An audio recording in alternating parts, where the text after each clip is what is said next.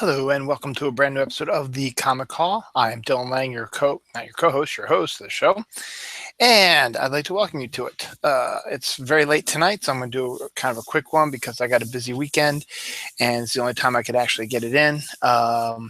Speaking of my busy weekend, I have another show called Dylan Knows tomorrow night, actually, and let's see, 12, 10, 9, 24, 32, 21, about 20 hours and give or take 15, 16, 13 minutes, something like that. A brand new episode of Dylan Knows, my first episode actually of Dylan Knows Movies, where me and Mike Belinsky, member of the band Official Pagan, will be discussing the cult classic Showgirls. I just watched it just 2 hours starting, just finished watching it to refresh my memory about it. So you want to come and take a look at that.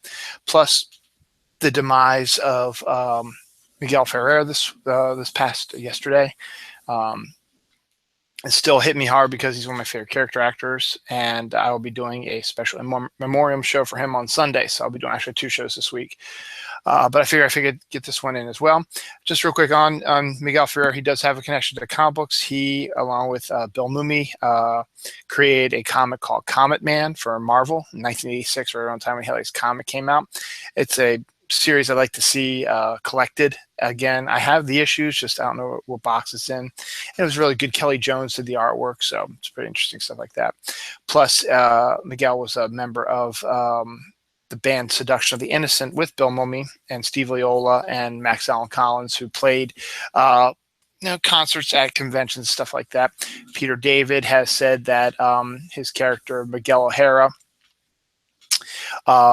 Spider-Man 2099 that he created and is currently writing now, is named after Miguel Ferrer, and Miguel Ferrer has voiced numerous cartoon superhero villains and superheroes. His most recent one will be released posthumously when they release the Titans, Teen Titans movie, anime movie, The Judas Contract. He'll be the voice of Deathstroke.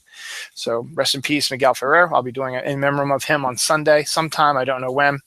But for now, we're going to do the comic call. Real quick, comic call or comics that I bought this week. These are all books that are out this week.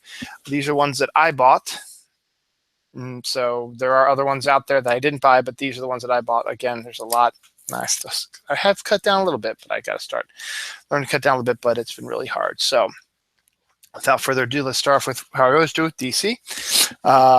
Continuing the Justice League America Rebirth, we have a new #1. Again, this is the Ray #1. We've already seen Vixen and we've seen Killer Frost. No, we've seen Vixen and Adam. I think Killer Frost is next week. So there's another one coming, but this one is the Ray. He is going to be a member of Steve Orlando's Justice League America, which is coming out very shortly. It is written by Steve Orlando with art by Stephen Byrne. So the Ray is a character that's been out for a while. Joe Quesada did some work for him when he first came out, and then he's been popping up periodically here and there.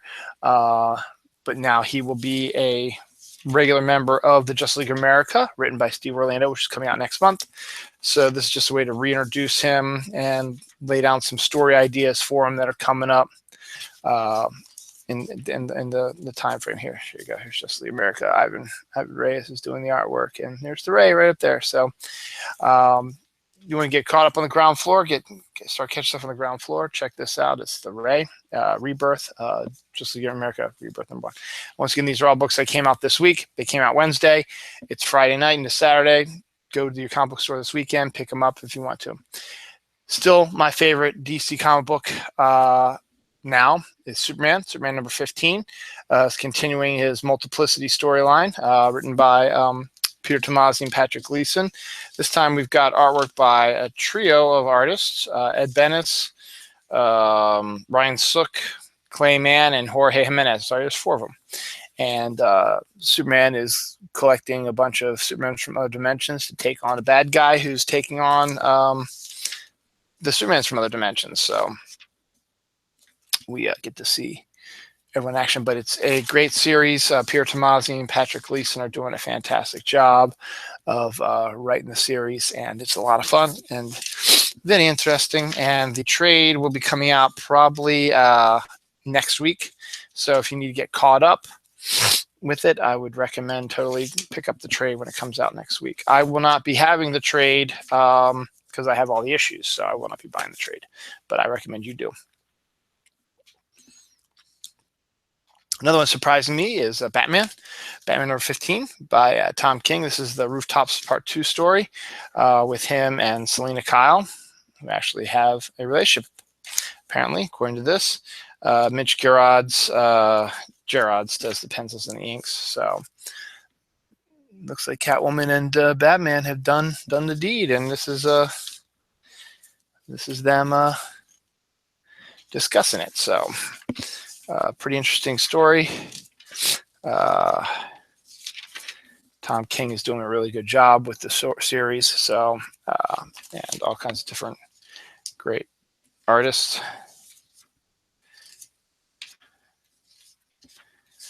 And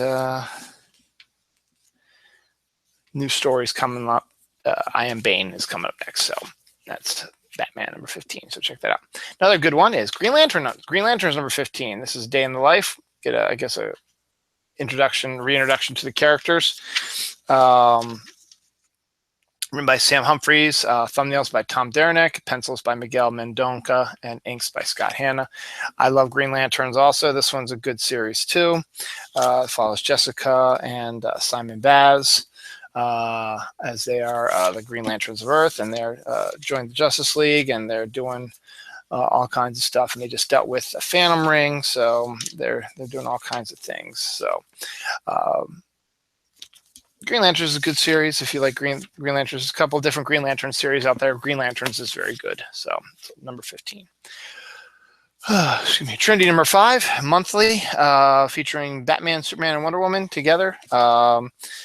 This is the first storyline. Francis Manapul is the art and script and the cover, and Black Poison Ivy, I'm sorry, is the first villain that they are tangling as the Trinity. So I guess we'll be taking a look at, once the storyline is over, continuing the growing relationship between these characters, which is kind of a brand new one, since the Superman in this DC universe now has nothing to do with the Superman that Batman and Wonder Woman are aware of. So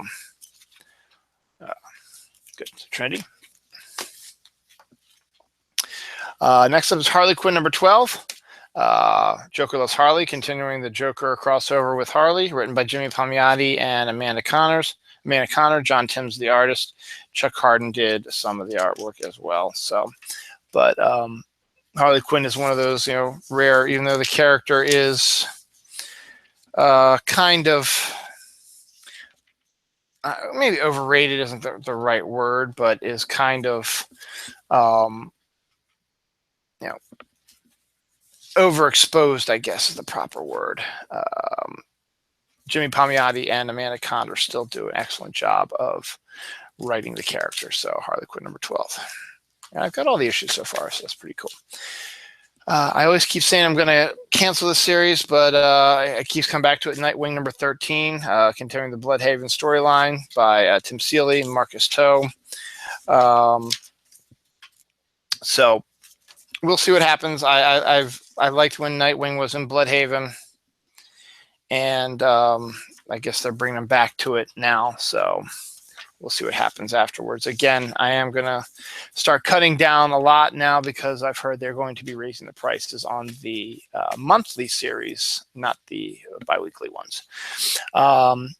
The DC universe is undergoing their first mini crossover, Justice League vs. Suicide Squad number 5. It's a weekly one. Got one more issue in the series. It's Justice League taking on the Suicide Squad. Each one is drawn by different artists, but it's written by Joshua Williamson. In this case, Robson Roca, who is the penciler for Green Lanterns usually, and Alex Sinclair are the artists on this one. And apparently it turns out that the main bad guy in all this is actually, besides Max Lord, is actually Eclipso. So we're going to see the Suicide Squad teaming up with Justice League.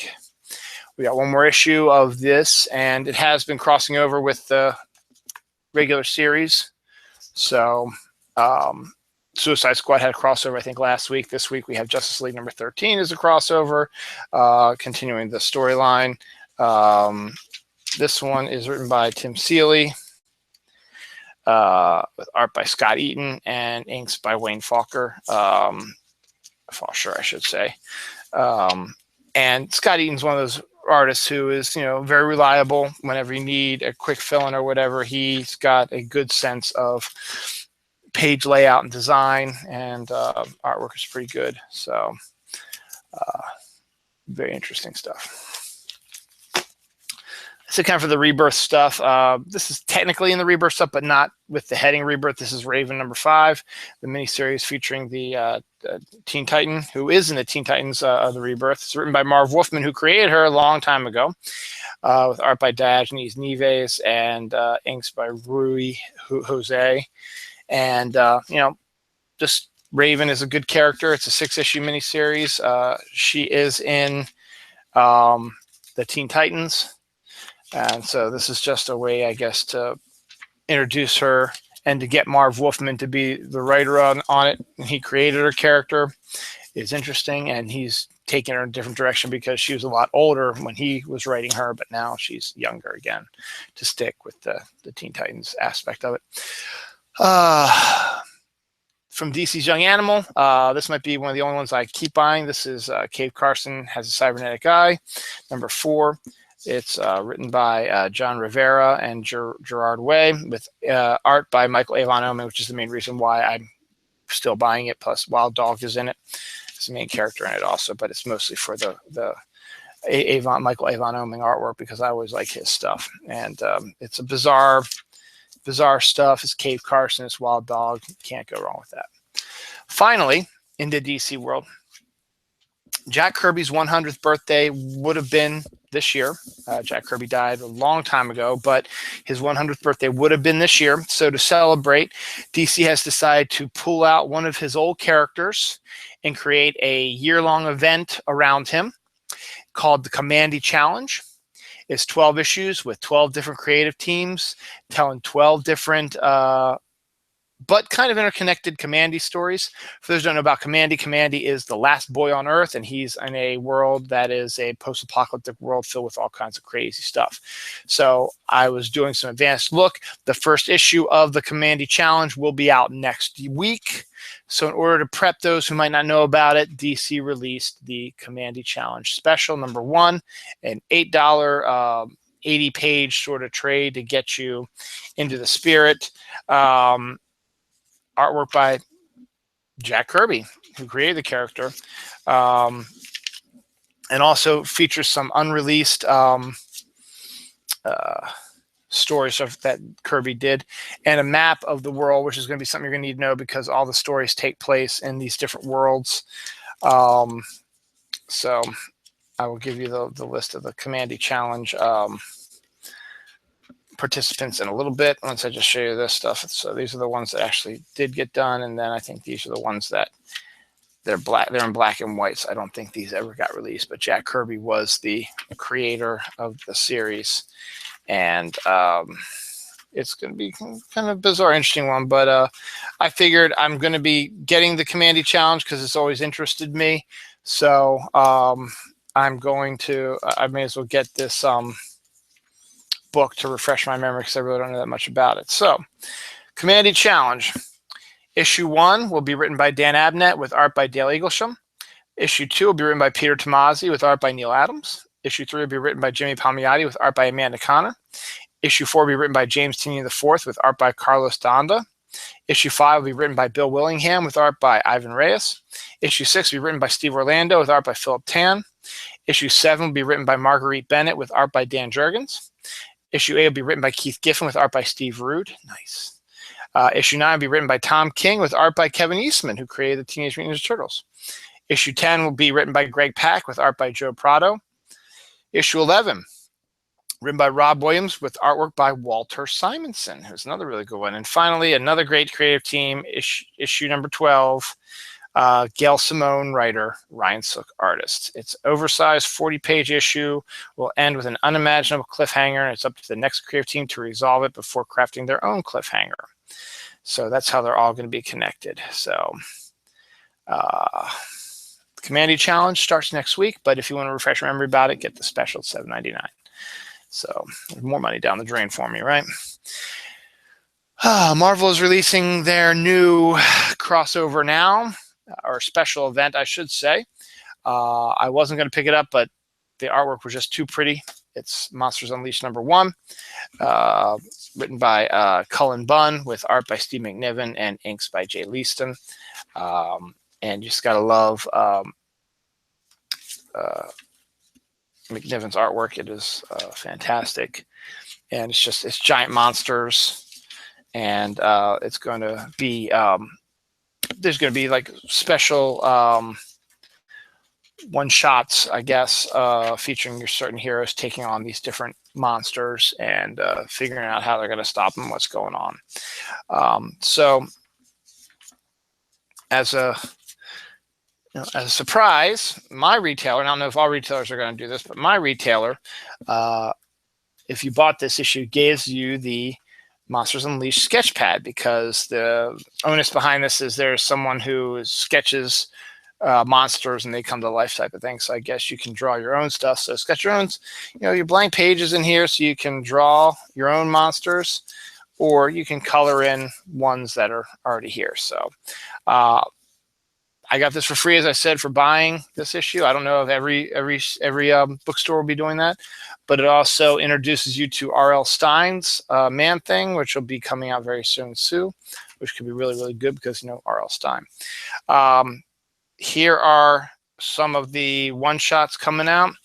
Spider-Man, Deadpool, Avengers, all new X-Men, and issue #2 of Monsters Unleashed. So all kinds of good stuff. So nice artwork, crazy storyline, I guess. Giant monsters, can't go wrong with that. And hopefully, if your store participates, a free sketch pad. So can't go wrong with that.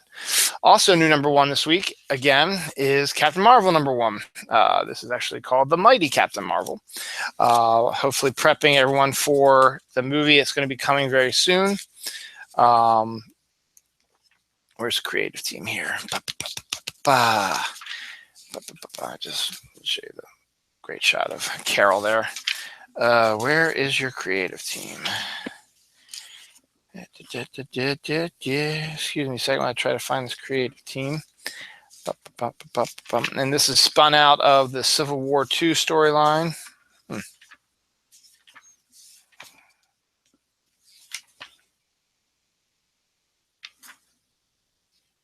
Okay.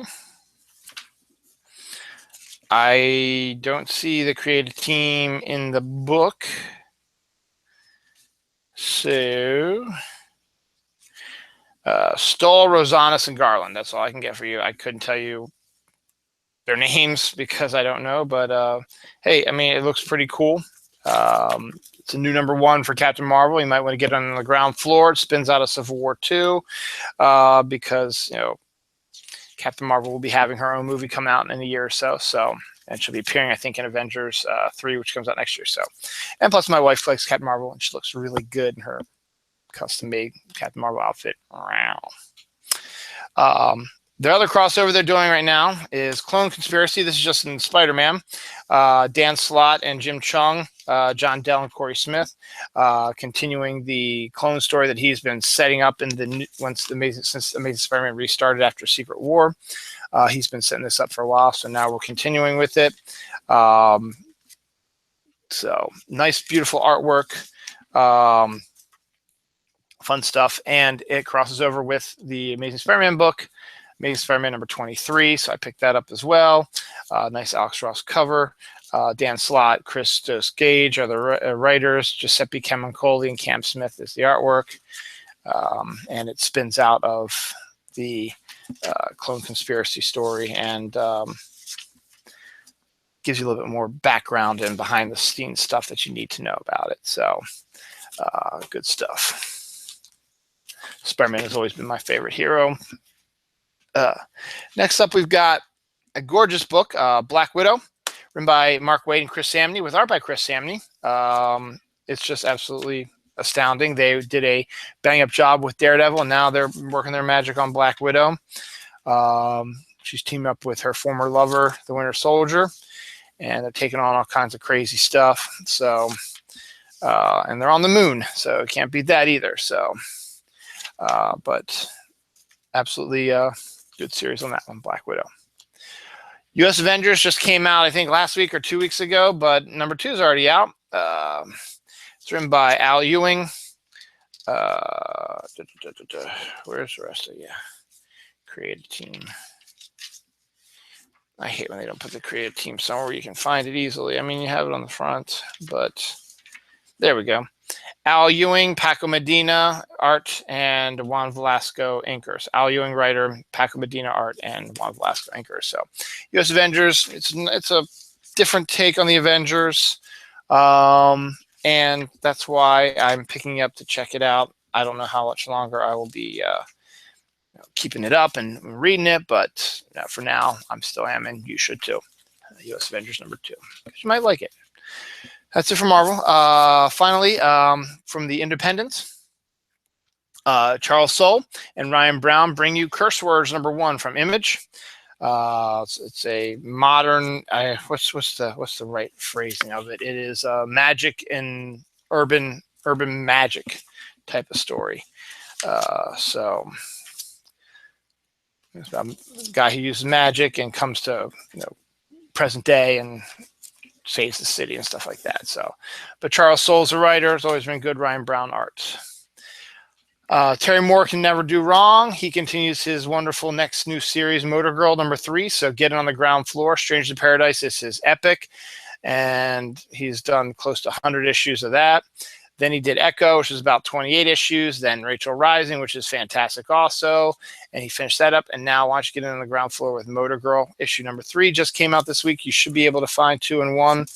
And it's a little bit more humorous. It's about a woman who runs a junkyard or like repair place in the middle of the desert and deals with UFOs and has an imaginary gorilla friend and all kinds of stuff like that. So great artwork, good female characters by Terry Moore.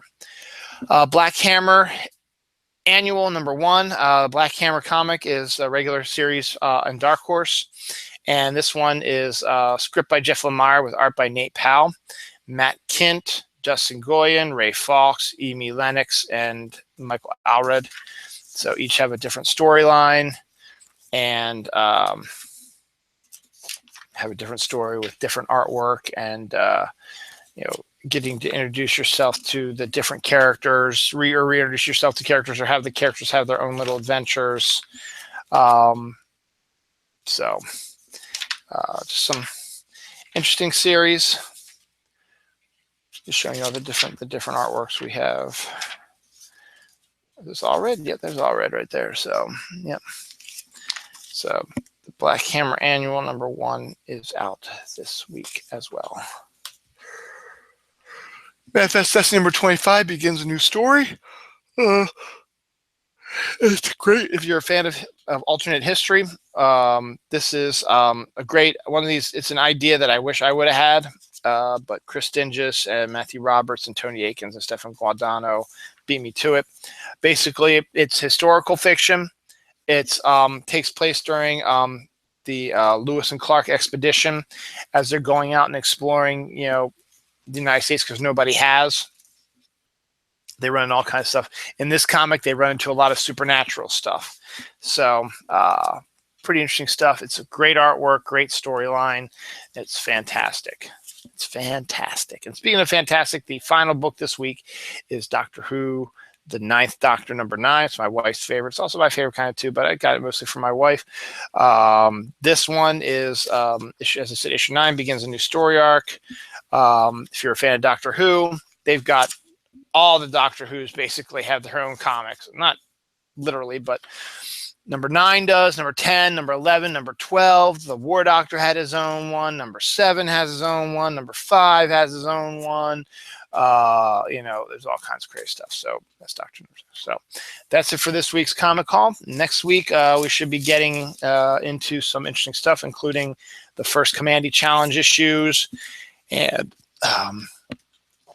some other interesting stuff as well. The final Justice League of America Rebirth, just to name a few things that we got coming up, and the first couple Monsters Unleashed crossovers. So on that note, I'm going to leave because I'm tired and I have 2 shows to do this weekend, and stuff to do, spend time with my daughter. It's a daddy-daughter weekend. So on that, I'm going to be leaving. Tomorrow night, Saturday night, 9 p.m. Join me for Dylan Knows Movies, Showgirls with Michael Belinsky, one of the band members of Official Pagan. We'll be discussing and breaking down Showgirls. It will definitely be not safe for work and should be a blast to watch. And then on Sunday, I should be doing my in memoriam of Miguel Ferrer. I was going to try to do it today, but it's 12:42 and I get to go to bed. All right. Take care, everybody, and good night. Bye, comics.